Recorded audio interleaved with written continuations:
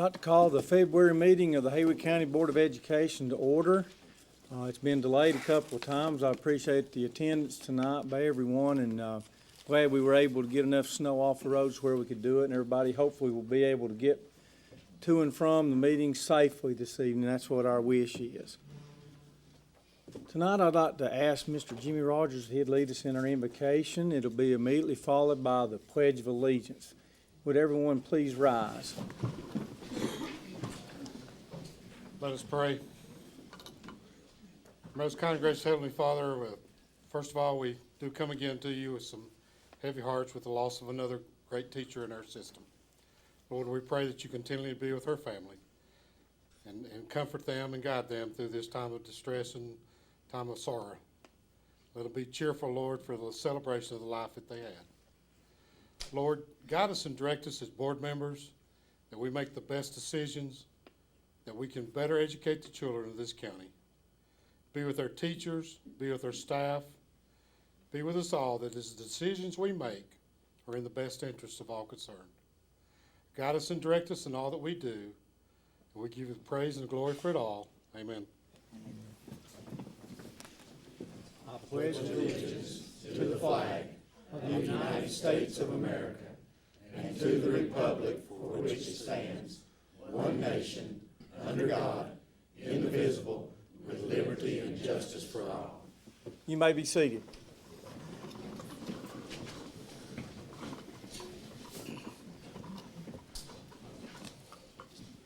Board members, I'd like to remind you that our next regular board meeting will be held here at the Education Center on March the 10th at 7 p.m. Also, we've got a huge fundraising event coming up for the Haywood County Schools Foundation. The Mardi Gras Ball is going to be held Saturday, March the 1st at 6:30 p.m. at Laurel Ridge Country Club. If you haven't gotten a ticket, you'd like one, I know Ms. Woods can get you one, and if you know of anybody on the Haywood County Schools Foundation Board, they can get you a ticket also. Just see one of us, and we'll make sure that you get one. Also, we have the kickoff of the school checkbook program this year. Ms. Wood, would you like to tell us a little bit about the checks? Tonight we kick off our 8th annual school check fundraiser. Over the past 8 years, it has been a very successful fundraiser for our schools, raising over $175,000 for the schools. Last year we sold over 3,200 books. So the books are $15 each. The schools get to keep $9. $1 comes back to the foundation, and then $5 goes to the printer. There are over $900 worth of discount coupons in each book. And the sale runs from February 19th through March 24th. And tonight, I'm very excited to have a senior from Central Haywood High School, Tabitha Ammons, who's going to come and kick off this school checkbook sale. So get your $15 back. Raise your hand if you want. I have to buy one for my grandson. Okay. I've already just did one. But I have to.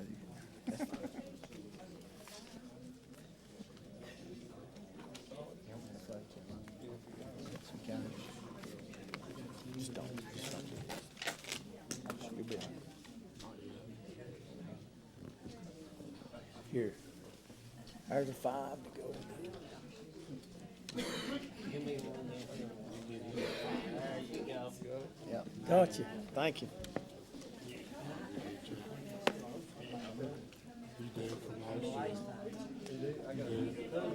Oh, come on. I ain't tearing loose tonight till I get one. Hey, tell her to come on over this way.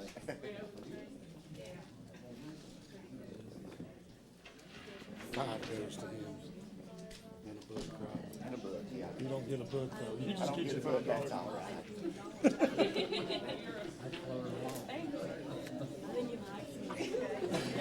He needs a book. He gave her $30. She's going to get one. I've never been one. Well, He really don't get one, sorry. well, I got my $1.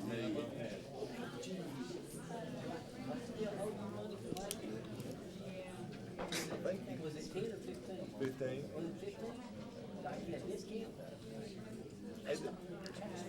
It's after Valentine's, these are 50%.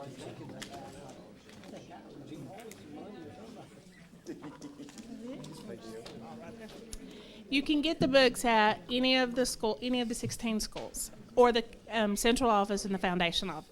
Thank you. Thank you, Ms. Wood. You've got a captive audience here, so you can, that's a good way to start the sale. Thank you very much. Is Ms. Jan Nesbitt in the house this evening? Ms. Nesbitt, would you come forward, please?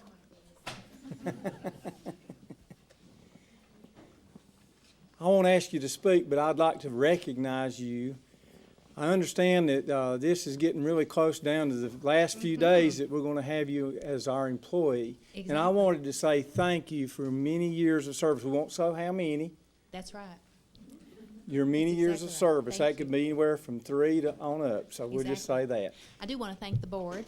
I want to thank the past members of the board, and especially Dr. Garrett and Dr. Nolte, because you had the faith in me when you hired me many years ago to do the jobs that I've done. And gosh, it's been a great career. And I leave with mixed emotions, but you know, I've had a husband at home for 9 years waiting. And so it's time, you know, to go home. And, you know, right across the street, we see what happens with time. And Jimmy talked about it in his prayer. And, you know, time is something you never get back in life. And so I plan on enjoying every moment. Thank you. Thank you, Jan, for your service.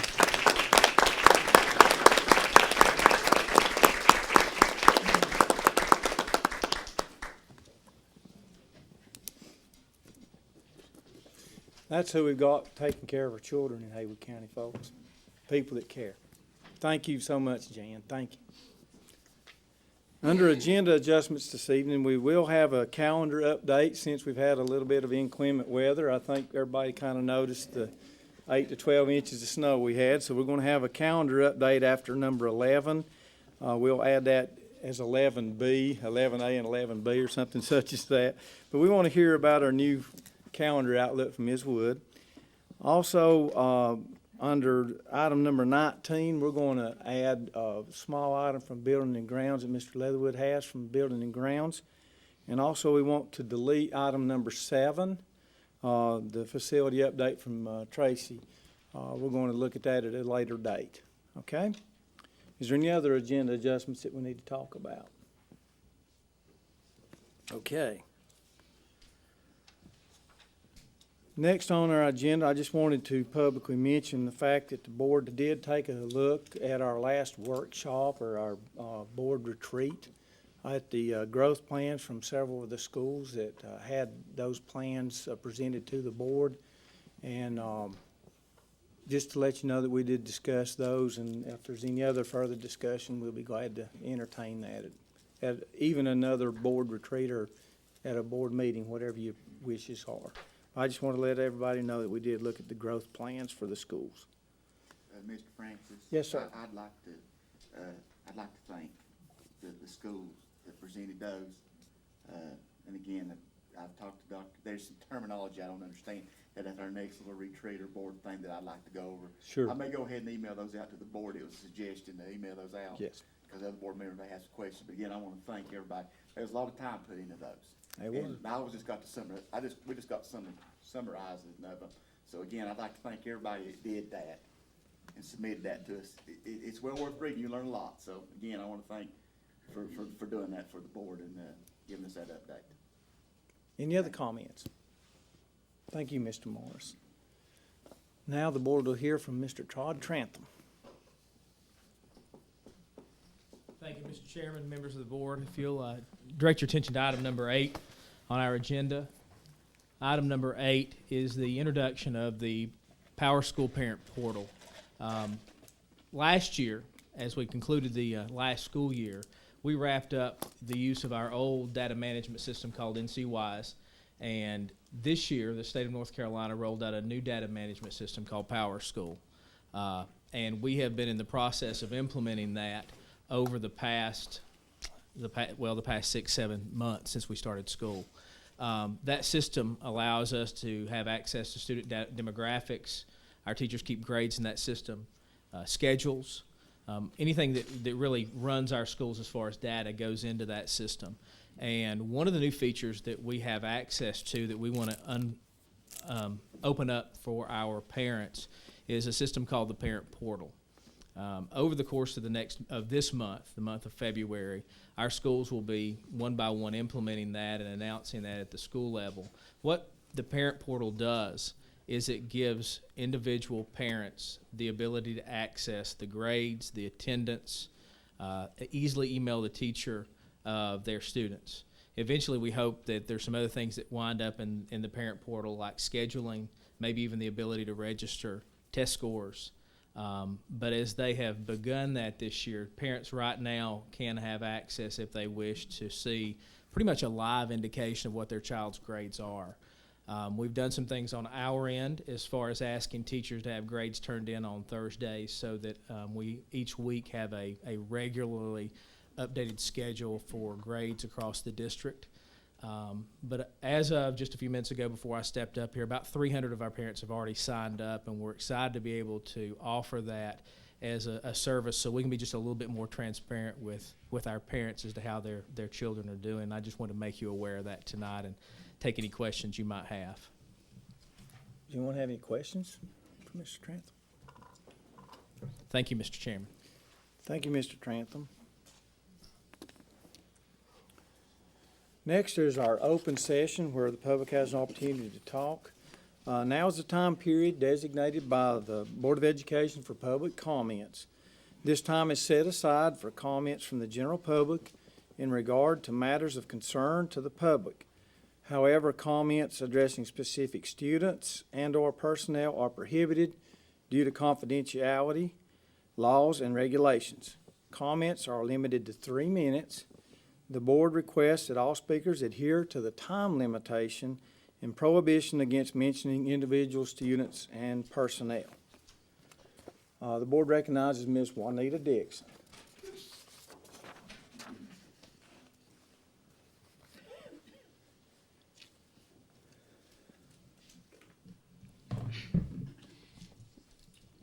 Thank you for giving me a few minutes to address you this evening. I'm here to ask you to join the 50-some other school boards in this state who have joined with the State Board of Education in their lawsuit over the school voucher legislation, which was passed by the General Assembly, which initially takes $100 million out of our public school systems and gives it to private schools. This is indefensible at a time when North Carolina ranks near the bottom in both per pupil funding and teacher pay. The Constitution requires funding for public schools, but there's no mandate to take state money and provide it to private schools. If our legislature really had any confidence in public schools and cared about the low-income students which the legislation claims to help, it would follow the constitutional mandate, which is to provide through taxation or otherwise a general and uniform system of free public schools, instead of siphoning off desperately needed funds to private schools through things like this voucher system. My children and my grandchildren all graduated from Haywood County schools, and I know that they all had the opportunity for the best education they could have gotten anywhere. Now I have great-grandchildren in these schools, and I want the same opportunity for them. But if our legislators keep taking funds away from our public schools, continue to disparage and discourage our teachers while piling more and more responsibilities on them, I worry that these children will not have those opportunities. And that's why I'm here this evening. It's time to stand up and be counted. I know that you wouldn't be sitting here on this school board if you didn't have the schools and our children and your thoughts. So I ask you, please to join with the State Board of Education and all the other school boards who have already joined them, and stand up and be counted.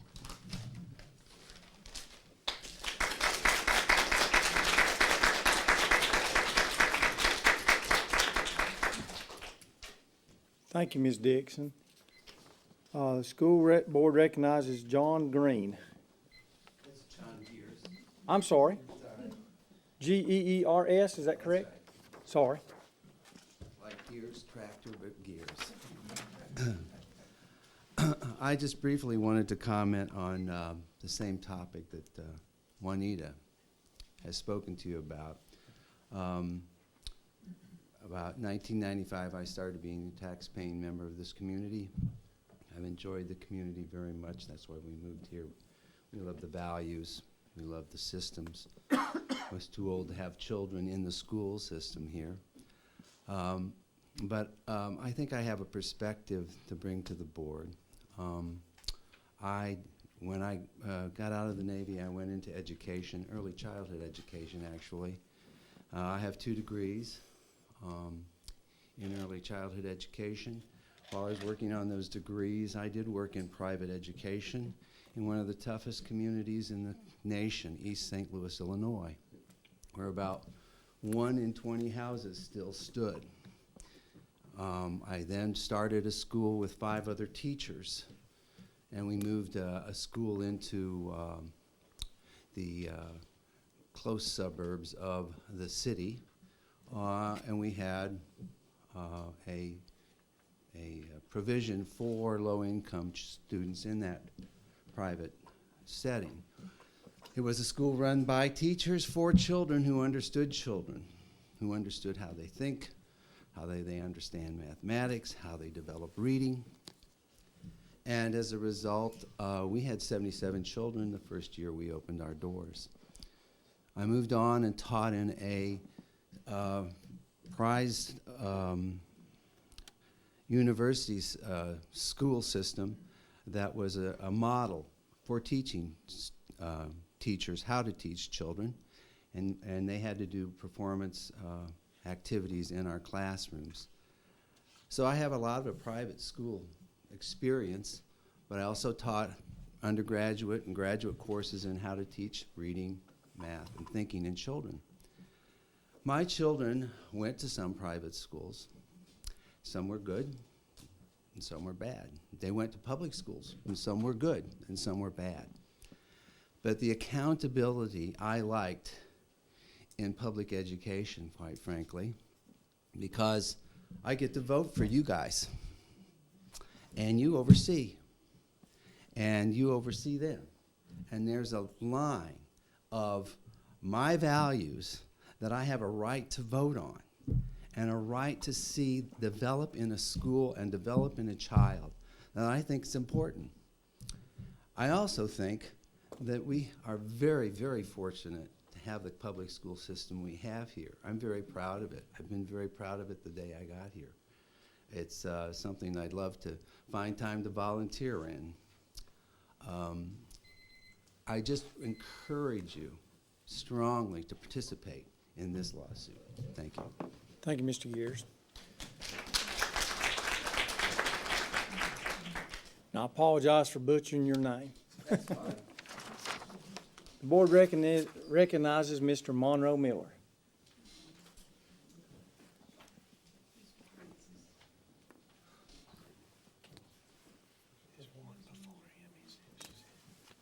I'm sorry, did I get it out of order?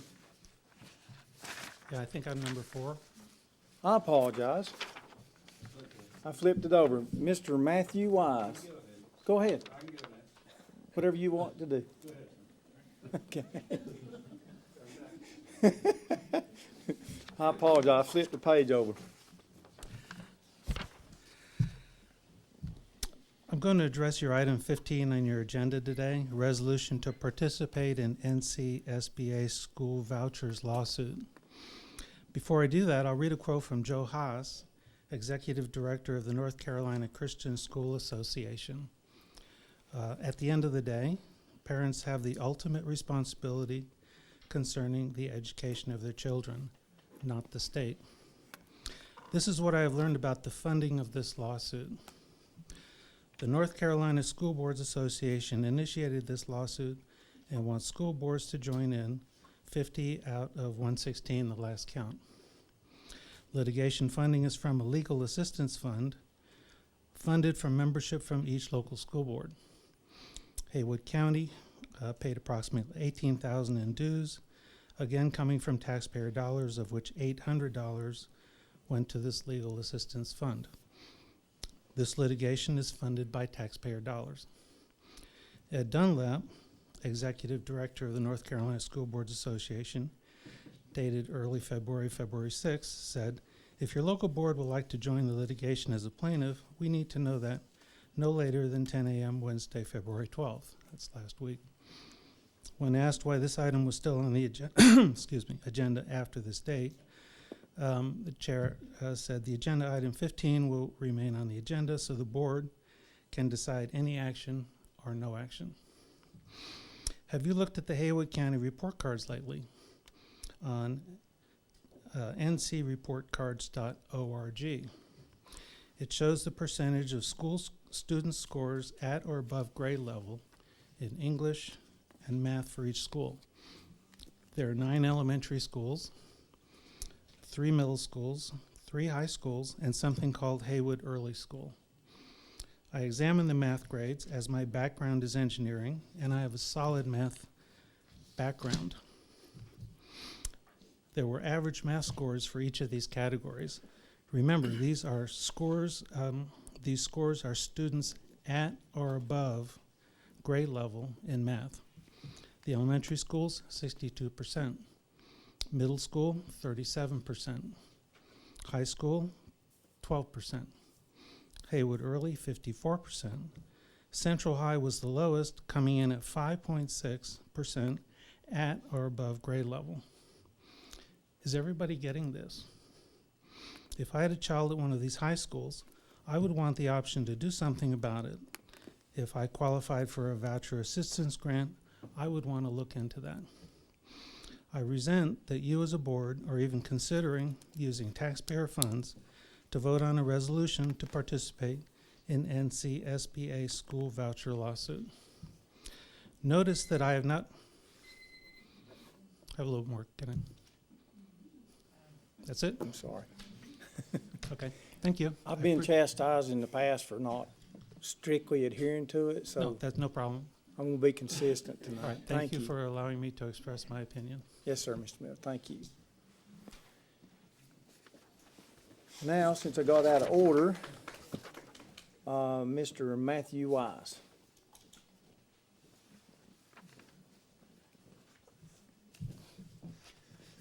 Hi, my name is Matthew Wise. I'm a parent of a student in Haywood County Schools. And I honestly have to say I'm not nearly as prepared as our previous speakers. I don't have anything written down. I have just recently, in the issue that I want to address, I guess somewhat ties into, I think, the voucher issue, but it's really the Common Core standards that were implemented in this school district and on most of them across the United States in the last couple of years. Something I read about when it was first passed, you know, as part of the stimulus package and everything back 2009 or whatever, but I had been going through so many things personally that I hadn't paid a whole lot of attention to it. And just recently I've started reading about it and how it affects our children, or my child, and how, from what I've read, the benefits of this curriculum have not been proven. The scores have tended to drop since this has been implemented.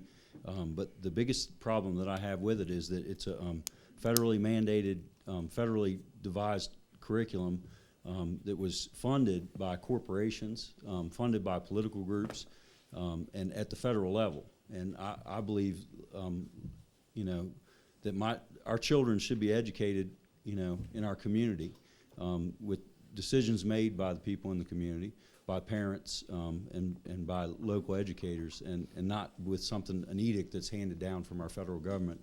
One of the biggest things that concerns me is the sidestepping of privacy issues.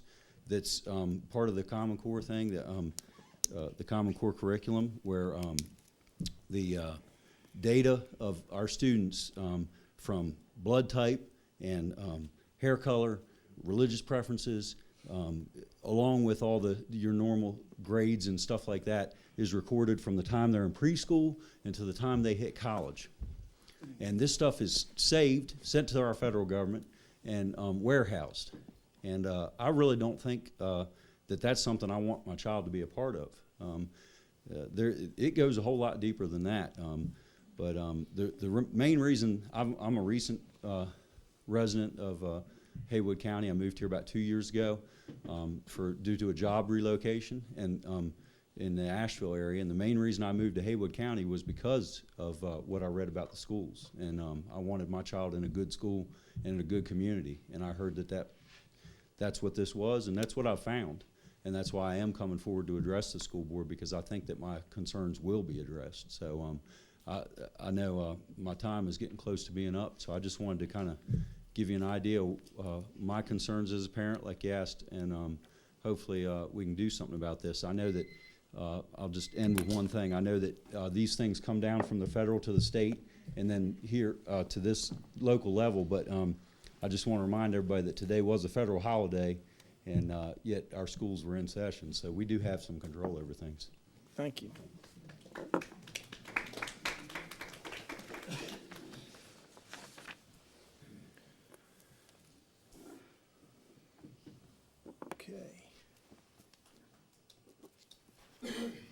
Next on our agenda, we'll approve the minutes. At this time, I'll entertain a motion that we approve the minutes from the January 13th, 2014 meeting, both closed and regular session. So moved.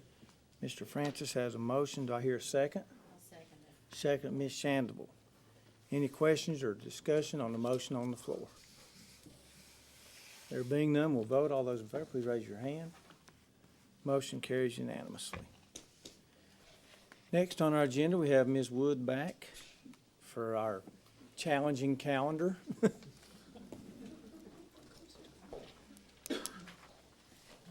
Thanks, spring. Thanks, spring. No more snow. The first 11A, I think, for your approval is the 2014-15 Haywood Early College calendar. Chairman, I'll make a motion, we approve the 14-15 calendar for Haywood Early College as presented. Okay, we have a motion from Mr. Rogers. Do I hear a second? Second with Ms. Milner. Any questions or discussion on the motion on the floor? There being none, we'll vote. All those in favor, please raise your hand. Motion carries unanimously. Thank you. And then for a calendar update at your seat, you have the most current revised calendar, February 17th today, that you can take a look at to see that our 180th day will be on June 16th with a teacher work day, the mandatory work day because of the testing to do report cards after that. I've also provided an option where we take Good Friday, half a day or all day. That's the option that's also at your seat. And Memorial Day, and add those back into the calendar, and that would make our 180th day on June 12th. That's just an option provided. We've missed 11 days, had 6 delays, and 2 early release to date. So this is just for your option, for your information. You also provided this sheet that's got a Right, synopsis. that Okay. tells what we have left if we get more snow. Not Which is many. a We don't have distinct many options left. possibility. We have Saturday makeup when appropriate to extend the school year even further into the week of the 17th through the 20th, Memorial Day, Good Friday, and then spring break. Now, we wouldn't make a decision tonight. This is something we can talk about, think about till March the 10th, or do you want? And let, Yeah, again, I mean, question is this, how are other school districts going to school on Saturdays?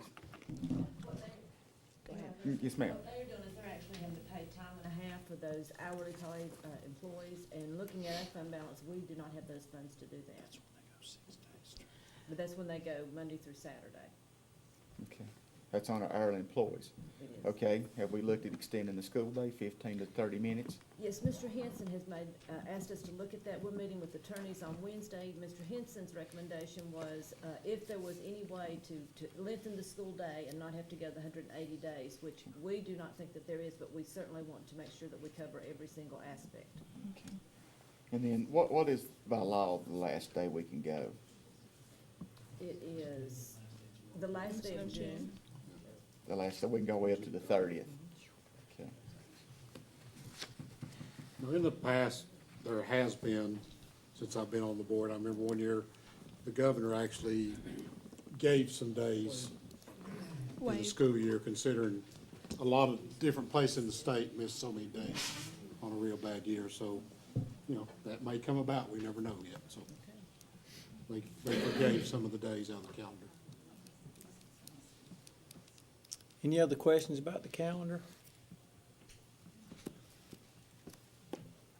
All right. Thank you, Jeannie. Thank you.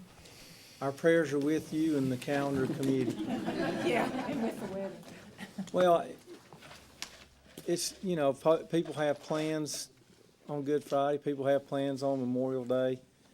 There's obviously the significance of those days. And, but we're also looking at kids getting out for a summer break also, so that's a tough balancing act, it sure is. Now the board will recognize Miss Carol Douglas for an update.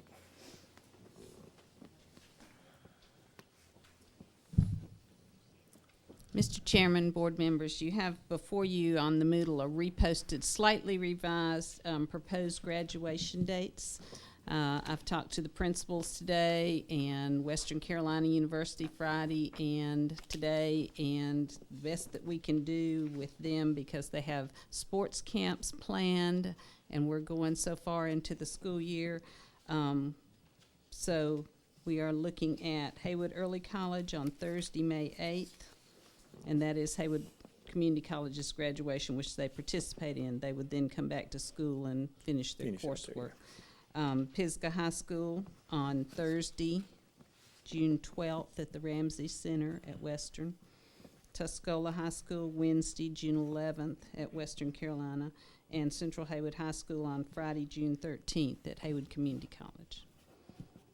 We looked at going into the next week. There's a possibility of doing one on the 16th if Smoky Mountain moves their graduation, but we wouldn't know that until after March 1st with Western schedule. So this is what we opted to go with, the Thursday, June 12th, June 11th, June 13th, and May 8th. So for your approval. We have some proposed graduation dates that we need to take action on board. At this time, I'd entertain a motion that we take action on this proposed graduation dates. Okay, we have a motion from Ms. Milner to accept the proposed graduation dates as presented, I guess would be the best way to put it. Now, I hear a second. Second, Mr. Francis. Any questions or discussion on the motion on the floor? So if we get more snow, that'll change. It will not That will change. not change. It will not It will change. We will stay. go ahead with graduation, and then they'll come back and complete whatever we need them to complete.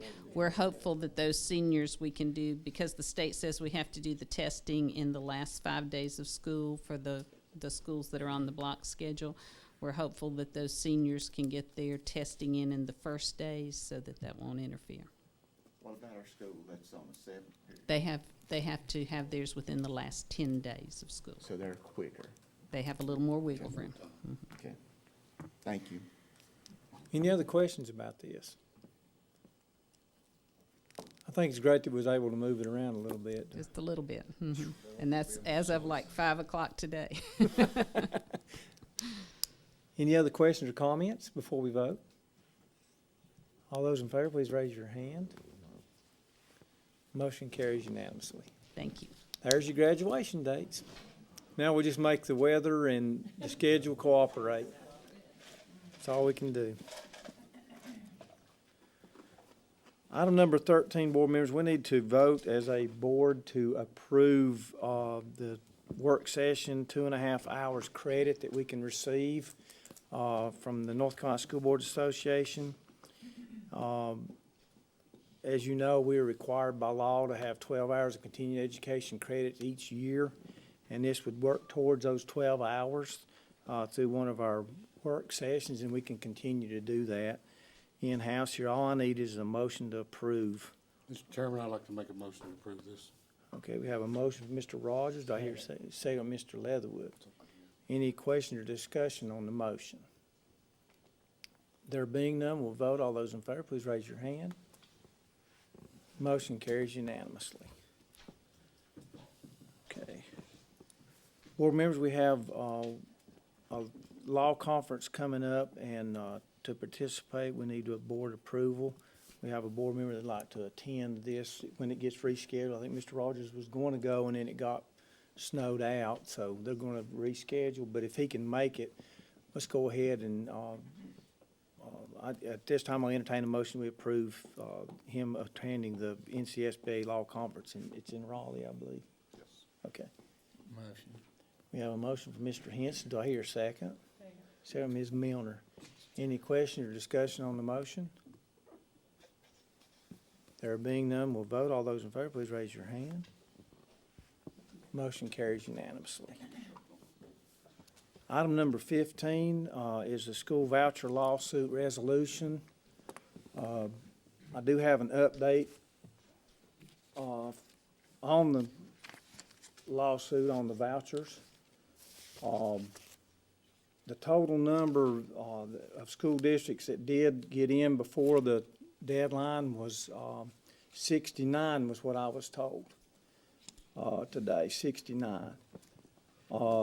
The actual lawsuit was heard before a judge this morning at 10 o'clock.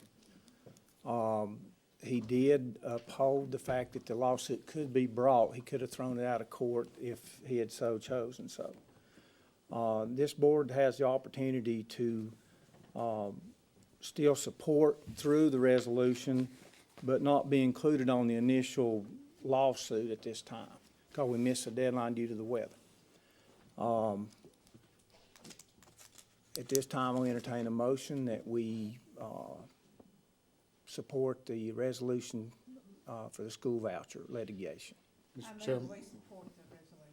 Okay, we have a motion. Do I hear a second? Second. Second, Mr. Rogers. Any questions or discussion on the motion on the floor? Mr. Chair, I'd just like to make this point. As far as Haywood County Schools, I'm a graduate of them, and they did well by me. I've got 2 daughters, and one that graduated did well by them.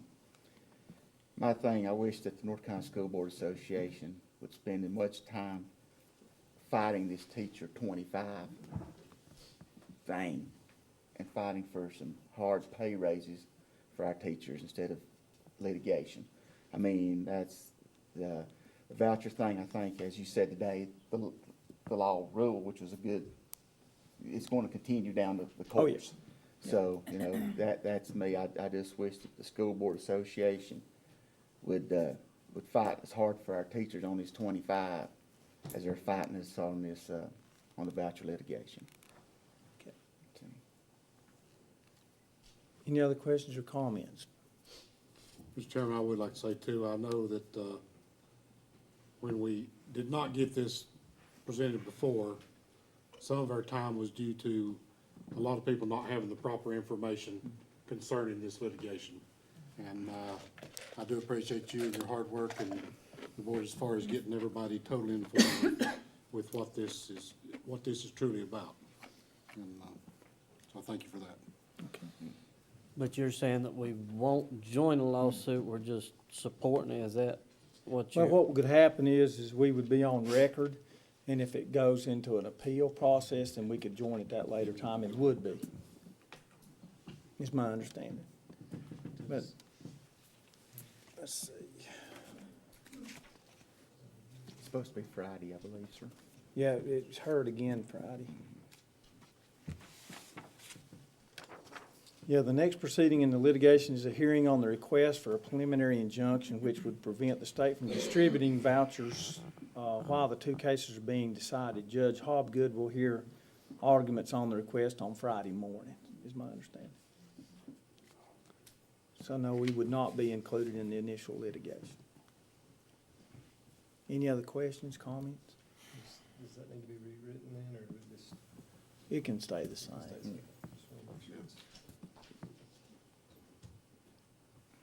There being none, we'll vote. All those in favor, please raise your hand.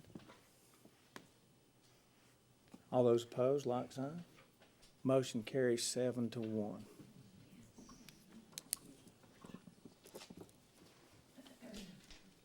Next on our agenda, we have Mr. Todd Trantham.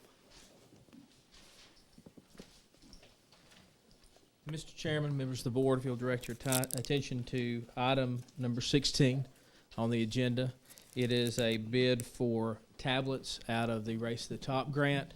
In 2010, the state of North Carolina was awarded a $400 million grant from the federal government called Race to the Top. Of that grant, 50% of it was designated to come directly to LEAs. We spent most of 2010 writing our scope of work and our plan for how we were going to address the items in the grant in order to be able to spend the money in the grant. From a technology perspective, we chose really 4 strategic priorities related to technology that improved our infrastructure and put technology in the hands of our end users. The first thing we did in 2011 was to upgrade our wireless infrastructure, putting wireless in almost every single instructional area in the district. Shortly after that, we upgraded our administrator devices by putting an iPad in each of their hands. Last year, we completed the classroom portion of the grant by putting quite a bit of money in the hands of our teachers to use directly in their classrooms. And the last part of the grant, the part that I bring tonight, $130,000, which is what is left, is our remaining balance of approximately $130,000, which is our remaining balance in the Race to the Top grant, which will go towards teacher devices, so specific teachers' devices, upgrading some of those end-user devices that are in teachers' hands. So we bid that out according to the stipulations of the federal government in January and got those back in. The low bid on that was the Dell bid that you have before you, as well as the explanation of the other 4 that came in. And we would like to bring that tonight for your approval and answer any questions you might have. I would make a motion that we accept the bids for these that's been presented.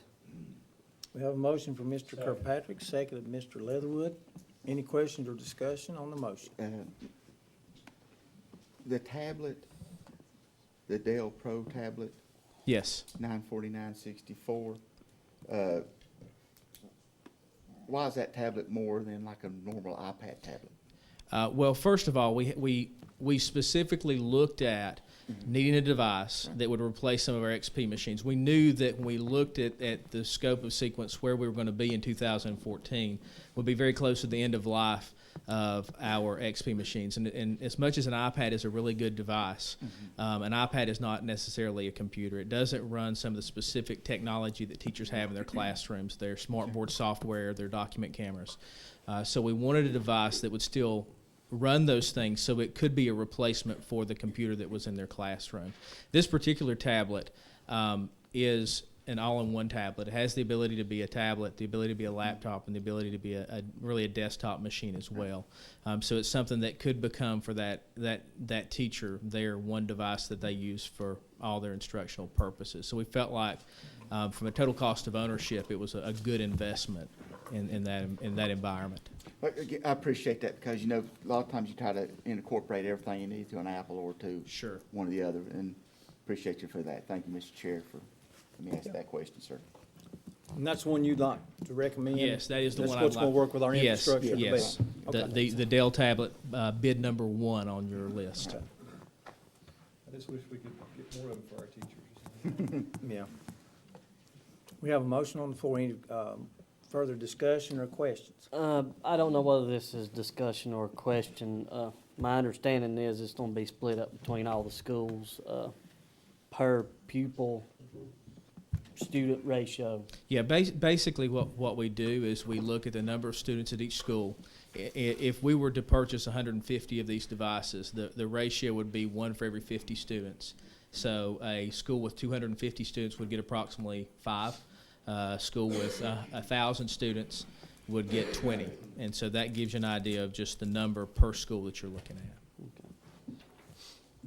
I would just want to say something. I mean, I know that how they are going out to the schools, the principal's going to have the option to put it wherever the teachers or whatever.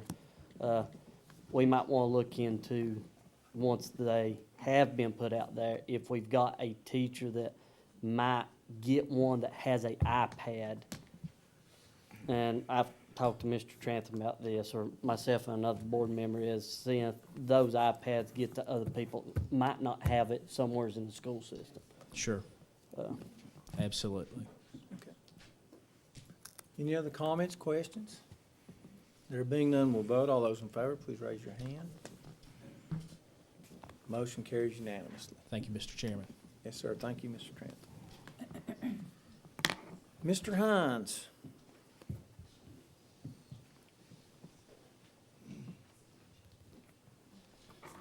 Mr. Chairman, board members, I'd like to direct your attention to item number 17.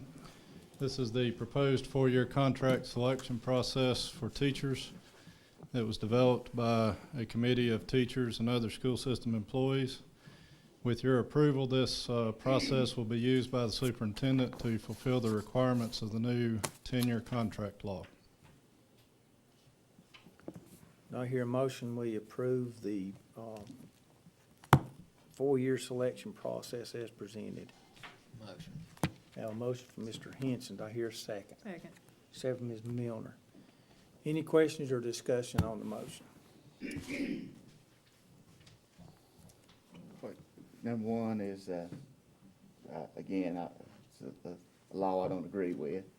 I want to appreciate all of your hard work, Ms. Milner, because I know I asked you to to be on this committee and worked hard, and I want to thank the staff for sitting down with me and explaining in a 2-hour session how we did this.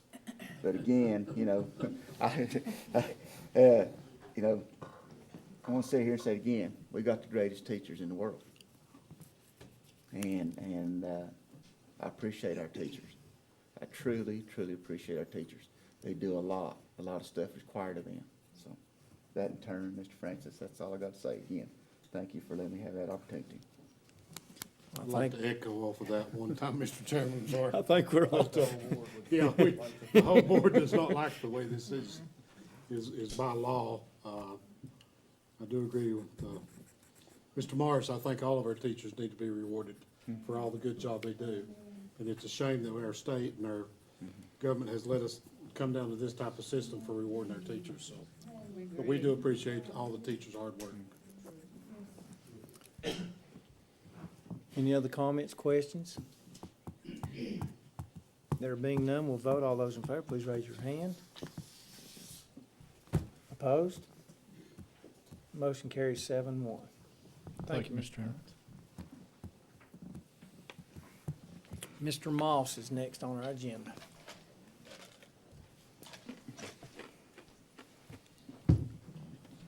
Chairman Francis, Board, Dr. Garrett, Dr. Nolte, I draw your attention to item number 18 on the agenda. You have for your approval a request to the State Board of Education asking them to allow Haywood County Schools to access alternate assessments for the Read to Achieve portfolio process. The alternate assessments were approved for 16 other school districts as good cause exemptions for promotion to 4th grade. Our district is currently using 2 of the assessments approved for that purpose, the Case 21 benchmark assessments that we give at 18 and 27 weeks test. And we also use the Reading 3D as the reading assessment and progress monitoring tool. So both of those have already been approved for other districts, and we're just asking for the same approval. As with Wake County, we want any child scoring at a level 3 or higher on the case assessments to have a good cause exemption to 4th grade. Additionally, like 9 of the 16 districts requesting waivers, which were approved, we want students attaining a level P or higher on the Reading 3D benchmarks to have those benchmarks meet the requirements for the good cause exemption.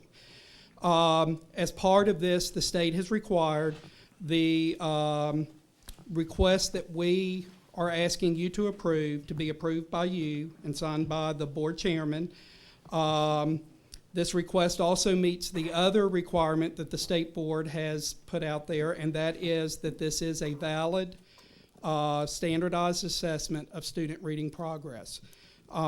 We are requesting the board's approval for these alternate assessments which demonstrate a student's ability to be reading at or above grade level. Okay. If you have any questions, I'll be happy to answer. Okay. Let's get a motion first and a second, then we'll go into discussion. Ms. Milne, we have a motion from Ms. Milne. Do I hear a second? I'll second. Second, Mr. Francis. Okay, now, any questions for Mr. Moss? So this is all about the third grade, going from third grade to fourth grade, which Yes, we sir. have already been told by the state of North Carolina that if your kid is not reading up to par, I'll just put it simple the way I talk, that they cannot be promoted to the fourth grade without going through summer school, having a tension title put to their name. But we do have a choice as a parent to send them to summer school or bring them back, which we still haven't figured out. Have we figured out how we're paying for? There's a state allocation. Is it gonna cover all schools to be open? $864 per student is what we're gonna get. So now we're asking for a waiver that if someone's reading in the third grade at the P level or higher, Right. even after they take the test and they fail the test, but they're still reading at that level, who is going to approve the waiver? May I address that? Yes. Dr. Noldy? And the only reason I'm asking these questions is because I've got a third grader. Yeah, it's great. It's a great question. What the state board actually did, this sounds more complicated than it is. What the state board actually did is they approved 16 ways to measure reading performance at their last meeting. And then they said to public school districts, if you want to use any of these, tell us which ones you'd like to use, and we'd like for your board to tell us that. And so 2 of those ways we have used for some time. They're very valid measures that we've had in place. The Reading 3D, the state required all districts to use that a year ago, and we started using it 2 years prior to the state. And then the case assessments are also valid assessments. But the state board has already approved 16 ways to measure reading, and what they've said to local school districts, tell us which of these you would like to use. We would Why like. don't we use all 16?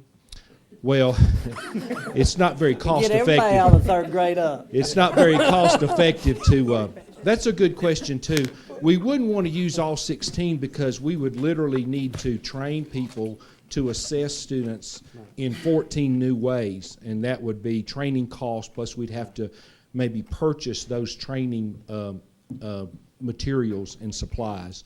And our students and parents are fairly familiar with these 2 measures that we've used for some time. So essentially what we're saying to the state is, thank you for approving 16. We use these 2, and these are the ones we'd like to use, please. So it's going to be the same process of the principal really has the say-so of whether that kid goes up after talking to teachers.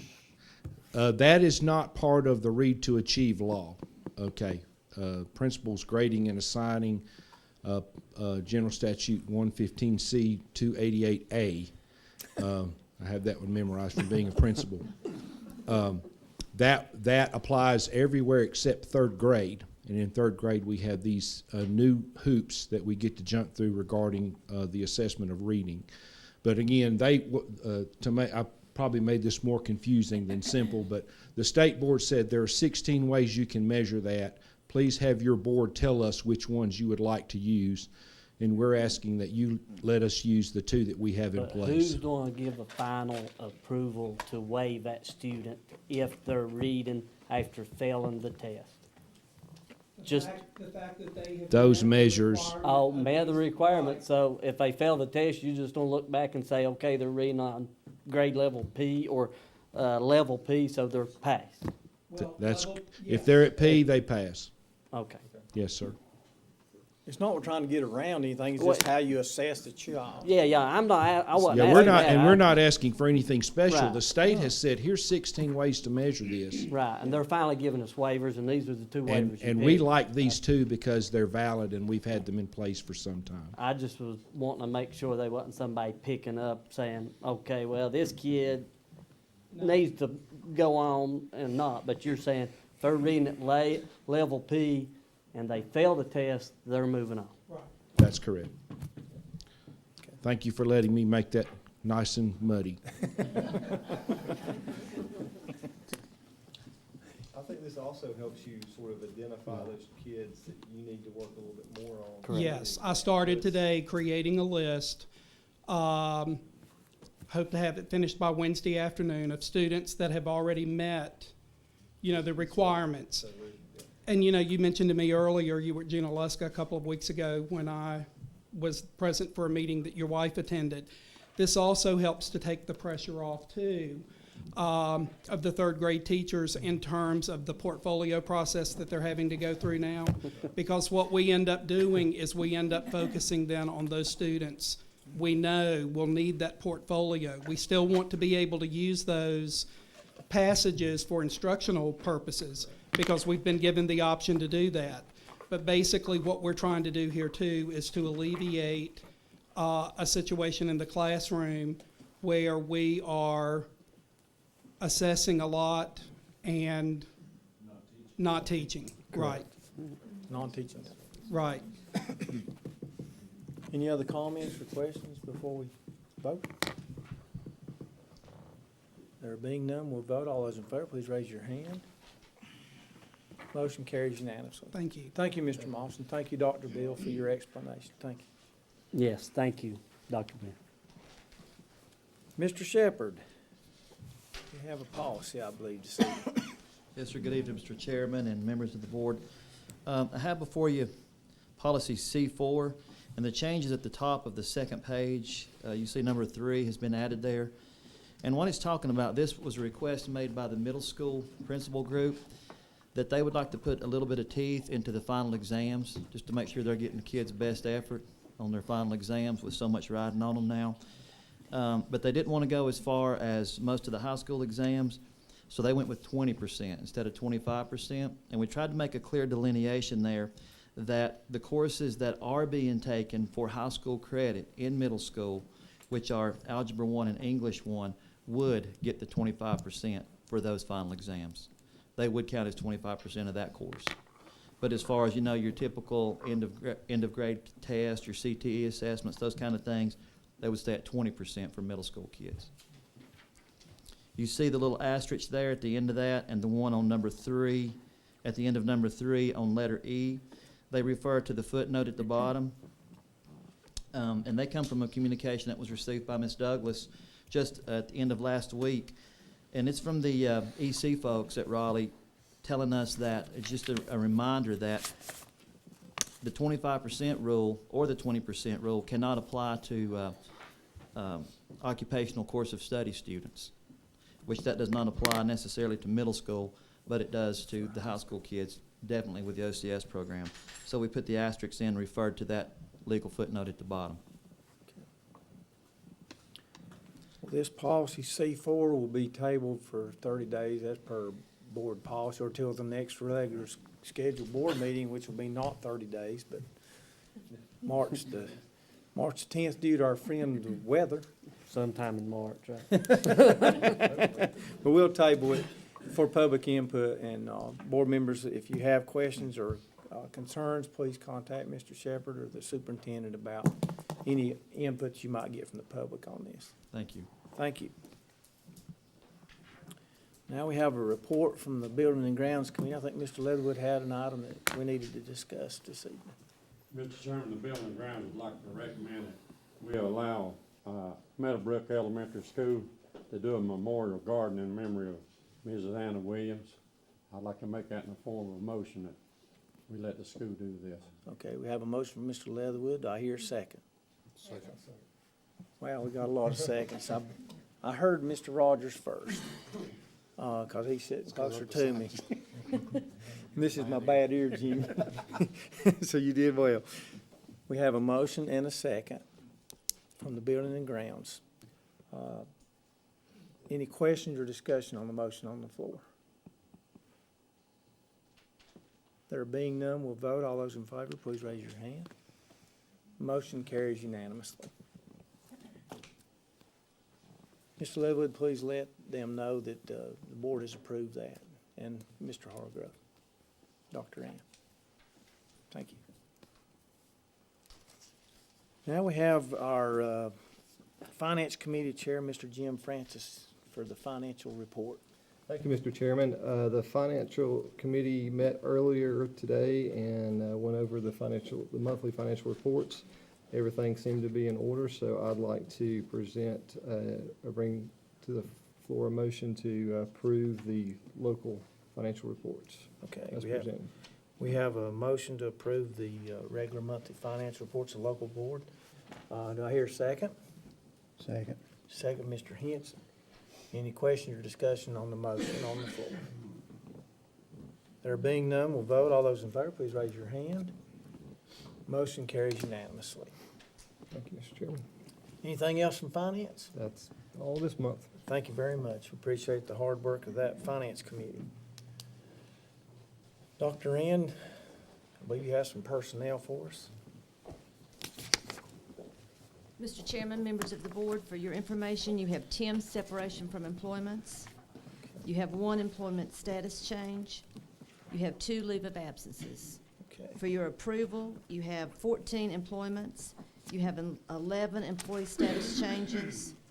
Under administrative contracts, I would like to take number 7 and do it separate. Okay. So I'm going to ask that you approve 1 through 6 and then 8 through 11. Okay. Do I have a motion to approve the personnel as presented? So moved. Okay, we have a motion, Mr. Rogers. I hear a second. Second. We're good on this one, right? Okay, because it's going to be the next motion, though. Not yet, because she pulled number 7 out. This is an all vote. Okay, any questions or discussion on the motion on the floor? There being none, we'll vote. All those in favor, please raise your hand. Motion carries unanimously. Now, number 7. Yes, number 7, Mr. Chairman. Okay, do I have a motion to approve number 7? I'll make a motion to approve number 7. Do I hear a second? Second, Ms. Milner. Now, Ms. Shandeville has a family conflict, and she's asked to be recused from voting on this particular matter. Okay. Any question or discussion on the motion on the floor? There being none, we'll vote. All those in favor, please raise your hand. Motion carries unanimously with 1 abstention. 7 with 1 abstention, excuse me. Correct. Mr. Chairman, We'll members. get it right. Mr. Chairman, members of the board, for your approval, you have 8 substitutes. Okay. And you have 38 employee coaches. And then under non-employee coaches, you have 18, and out of the 18, I'm going to remove number 18 under section 9. Okay. Do I hear a motion we approve the personnel presented up to this point? Motion. We have a motion from Mr. Henson. Do I hear a second? Second from Ms. Shandeville. Any questions or discussion on the motion on the floor? There being none, we'll vote. All those in favor, please raise your hand. Motion carries unanimously. Okay, Mr. Chairman, members of the board, I ask for your approval, number 18 under section 9, non-employee coach. Okay. We have recommendation number 18. Do I hear a motion we approve that? So moved. We have Mr. Rogers made the motion, seconded by Mr. Francis. Under this one, we have Mr. Leatherwood has a personal interest in this particular matter, so therefore he is asked to abstain from voting, and he is recused from voting from this. All those in favor, please raise your hand. Motion carries 7 with 1 abstention. Okay, Mr. Chairman, members of the board, you have 16 volunteer coach services and 1 volunteer service. Do I hear a motion to approve the personnel as presented? Mr. Leatherwood's made the motion. Do I hear a second? Second, Ms. Milner. Any questions or discussion on the motion on the floor? There being none, we'll vote. All those in favor, please raise your hand. Motion carries unanimously. Thank you. Thank you, Dr. Garrett. There being no further business to come before the board. Mr. Chairman, I got Oh. one comment I'd like to make. Okay. You know that the school system, it's very hard for us to operate without volunteers. A couple of weeks ago, I had the opportunity to go up and watch the Sportsman Club. We have them at Canton Middle and Bethel Middle and Pisgah High School. And they had their first competition up at the Charlie Trampin Farm on Crusoe, and I was well pleased with the way these boys had this program set up. They had some, like 4 or 5 other schools there, and had probably a couple of hundred kids involved in something that's very dangerous, to be honest with you. They archery and shotgun and rifle, and it all went, I mean, you wouldn't believe how well they was organized. But I'd just like to give these boys a Shout out. thank you note from us to, about the job they're doing with these kids. We do value all of our volunteers in the system, and we do appreciate their hard work. Anything else? If not, meeting adjourned now.